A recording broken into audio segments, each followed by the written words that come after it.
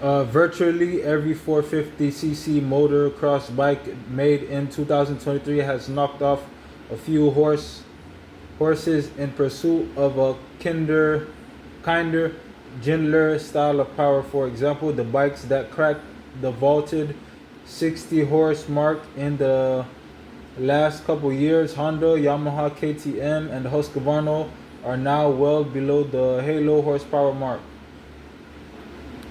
First and foremost is the 2023 YZ450 of better than the 2022 YZ450 of.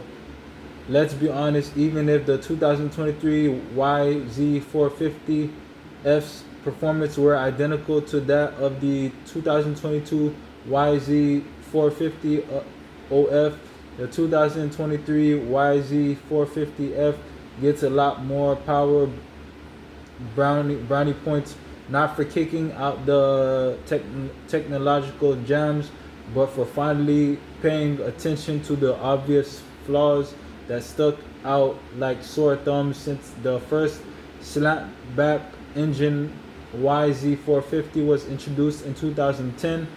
Yamaha willingness to address the human element is what sets the 2023 YZ450F apart from its 12 predecessors.